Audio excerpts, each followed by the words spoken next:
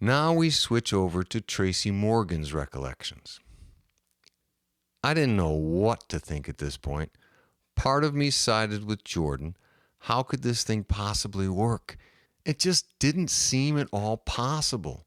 But then John or Milt or Julie or somebody would say something that seemed reasonable, at least reasonable enough for everyone to continue a bit further. I kept thinking at any moment we were going to run into some unresolvable problem, something that we all had to agree couldn't be reconciled. Scott Moody was the first to speak at the next class. He reiterated the list of workforce categories we'd tentatively produced and said, I think we should go with this list and see where it takes us. Anything that doesn't fall under one of these headings, we will assume will be handled individually or by these clubs. People nodded their heads. Even those of us who weren't sure figured, why not? Then Carol Pavarone said, okay, so we're basically saying business is going to be eliminated. That would entirely eliminate the advertising industry. It wouldn't be necessary to attempt to persuade people to buy anything. People wouldn't be buying anything anymore. Actually, people wouldn't be selling anything anymore either.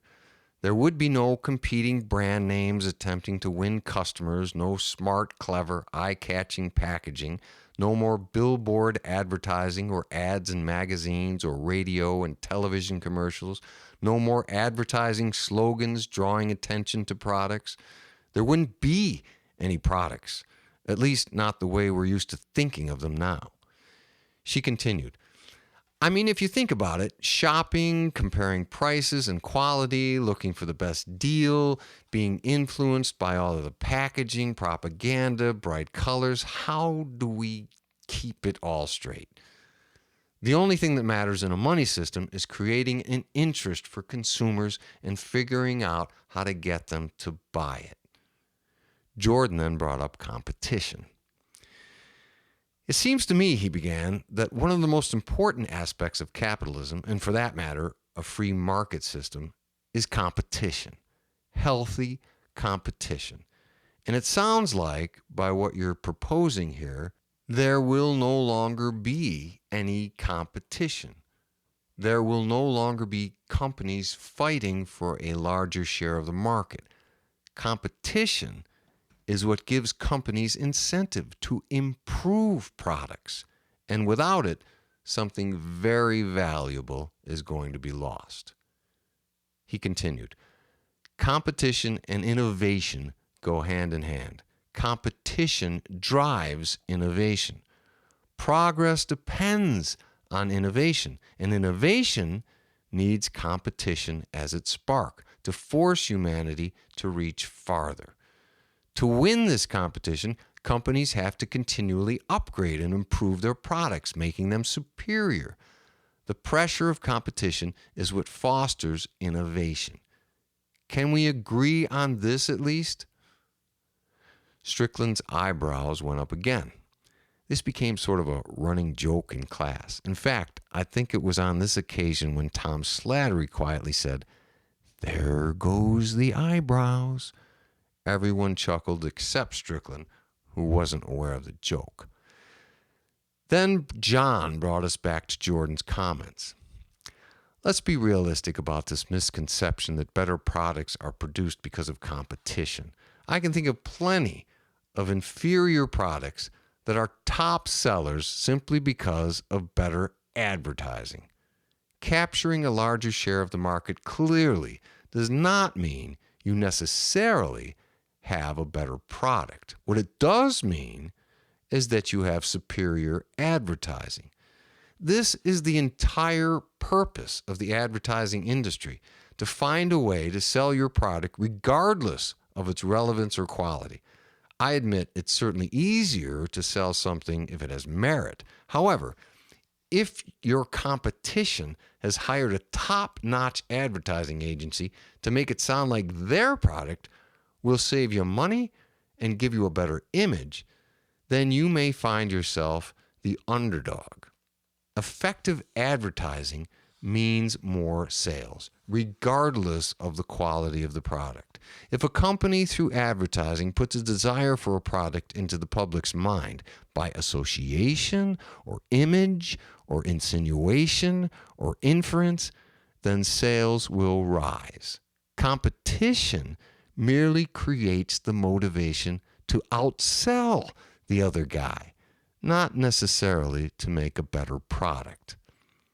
In a non-competitive, non-profit, non-money-based environment, the motivation is to satisfy a need or desire for a particular product that will make life better and easier for the user.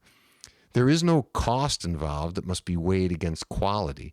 There is no reason to produce anything except the very best product you can. What would be the point in producing an inferior product? There would be no motivation to do that. Only in a money system would that possibly be considered advantageous in order to reduce the cost of production. In addition, the product or service in a money society doesn't ultimately matter, he said. The only thing that matters is the money flow generated by the buying or selling of the product or service. I'm thinking, he explained, the main benefit and usefulness of competition in a money environment is to regulate pricing, not necessarily to spawn innovation. If several companies were competing in a given market, the price of a product is forced to be competitive with that of the other companies, benefiting the consumer by lowering prices and stabilizing them within an affordable range. We all know that you may have the greatest product in the world, but if someone else makes an inferior version and sells it for less, then they are going to make sales. Or if they can convince the public through advertising that their product gives you a better image and can make you cooler than the other product, then the inferior product will win out. Not only that, Tom Slattery jumped in, but competition often thwarts innovation and improvement. Large corporations and conglomerates have been known to use their financial clout and power to squash innovations that could severely cripple the sales of their products and therefore their profits, or even cause their product to become obsolete. They look for ways to sabotage these innovations, sometimes using their wealth to buy the rights and or the patents and then effectively shelving the targeted products. Milt then joined the conversation. It's been only relatively recent in our history that the invention of something is so closely associated with financial success for the inventor. Before copyrights and patents, people didn't own ideas. Often the inventor was a common citizen who created his innovation out of need or desire to improve his or her life in some way. It generally wasn't the inventors that were able to financially capitalize on their inventions.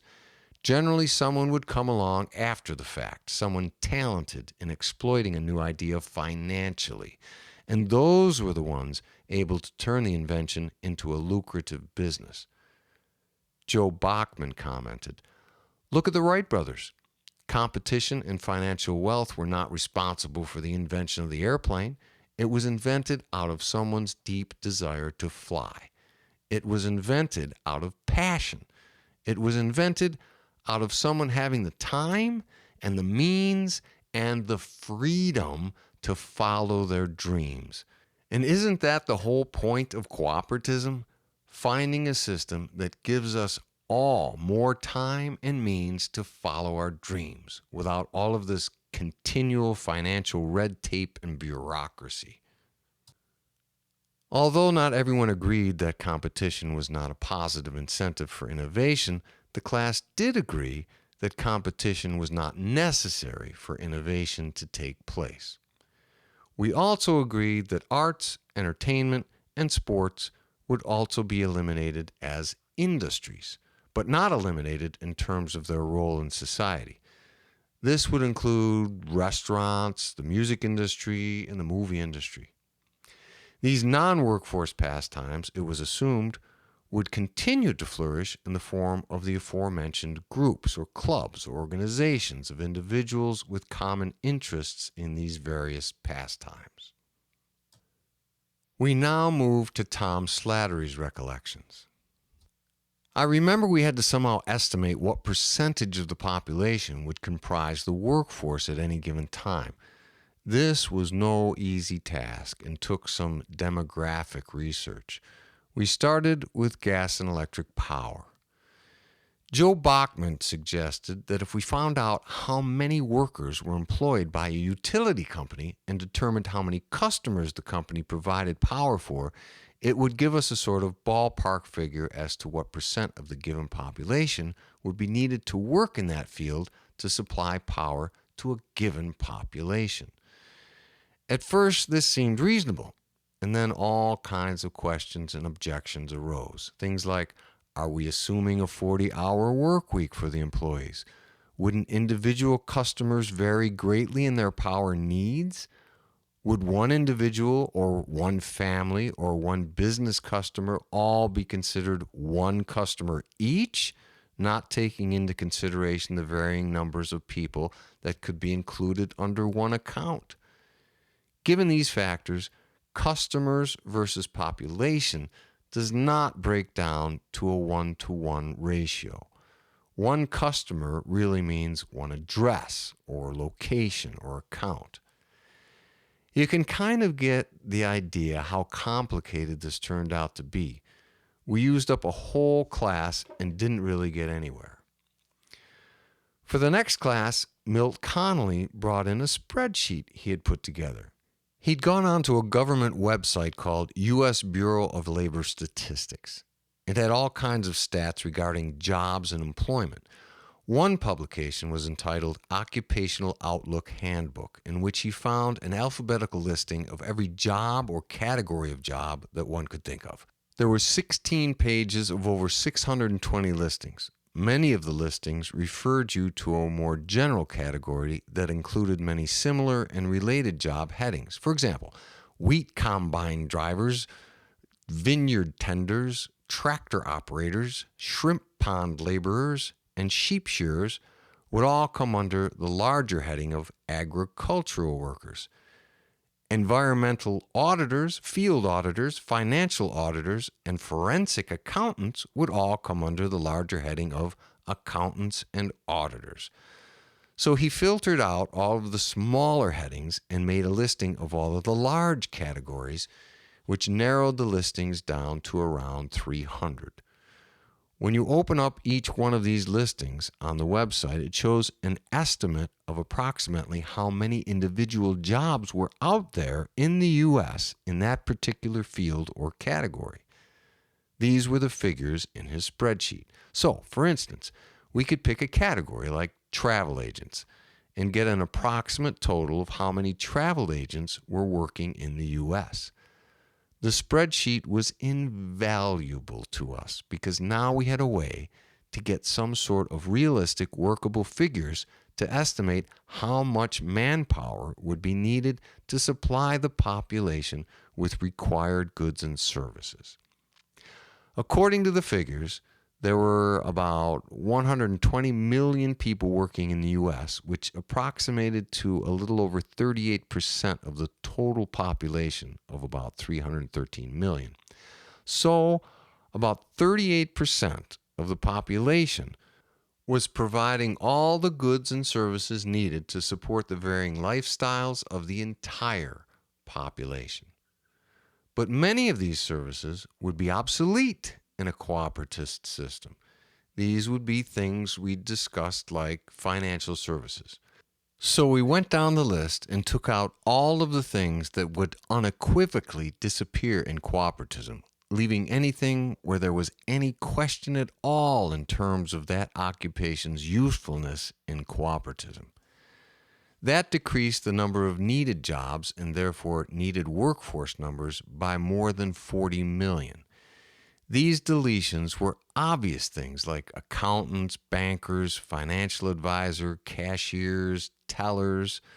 In short, they were anything to do with money transactions and, in addition, anything to do with the arts or sports.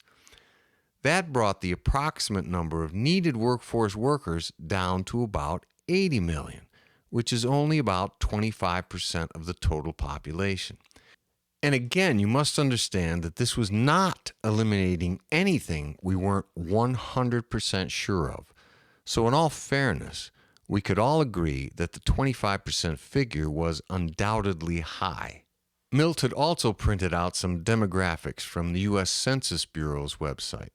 It turns out that about 30% of the population is made up of people between 25 and 45 years old. So, conceivably, according to these figures, you could have a workforce made up of people from 25 to 45 years old, and this group alone could then easily provide the workforce services for the entire population. If this scenario were implemented, it would then follow that everyone would begin their workforce years at age 25 and retire at 45. Compare this to our present system, where if you can retire at 45, you are considered lucky indeed, and where most people have to wait 20 more years beyond that, age 65, to retire, and even that isn't guaranteed. Many retirees are compelled to work at least a part-time job in order to augment their often meager retirement benefits so they can have the means to enjoy life a bit more. The cooperative system seems to have huge advantages in this regard. Jordan, of course, brought up the fact that the system would not be considered a step up for everybody. You're just talking about the people who are willing to settle for an ordinary life in the money system, he said, not about those who work hard to get ahead and are able to enjoy the fruits of their labors. Some are able to retire much earlier than 45 and retire into lifestyles far superior to the one you've envisioned in cooperatism. For those people, what you talk about here is a huge disadvantage. They are actually penalized by adopting your system. Of course, Jordan considered himself to be in this category, and he was probably right about that. It was Patty who first addressed this objection. If you really think about it, Jordan, it's the majority of the people, the ordinary people, who are and get penalized and who get disadvantaged in the money system every day. They just want to live a normal, happy life and enjoy their friends and families and pursue their passions, and maybe they have no huge aspirations to be the greatest this or the greatest that or control this or own that. They just want to live and let live. But they are constantly being thwarted and roadblocked and hindered by financial barriers that must be overcome or circumvented, money concerns that must be satisfied just to be able to enjoy the most meager of lifestyles. They have to work for and be pawns in someone else's quest for wealth and power. The system gives them no other option. Yes, they may be one of the lucky ones and do something they enjoy to make ends meet, but this does not eliminate the constant, endless stream of financial planning and budgeting that must occur throughout their lives. The constant need to stay on top of their bills, continually trying to figure out how to afford this or that, and at the same time trying to plan and put away enough to secure some sort of retirement. However, in cooperatism, no one is disadvantaged, not even those who were formerly wealthy in the money system. They are free just like everyone else. The type of people you refer to would most likely have the drive and desire to be the best or the greatest at something in life, and would most likely go on to accomplish great things in a cooperative system. The cooperative system doesn't stop them or hold them back. In fact, it gives them and everyone else a firm, safe foundation from which to launch their dreams, however big or small. It's just that the rewards in cooperativism aren't financial, not because it's denied, but simply because it isn't needed anymore. She continued, and the only thing that is asked of them is that they, like everyone else, do their part to maintain the system that they equally share the benefits of. That seems only fair to me. That does not seem to be too much to ask. That does not seem to put anyone at any disadvantage or penalize anyone in any way. However, it does put an end to people using and manipulating a money system to gain personal control and power over others, using financial leverage, however subtly that may appear to be done. She concluded, "So I don't think it's accurate at all for you to paint the picture of anyone, wealthy or not, being somehow disadvantaged or penalized in a cooperative system.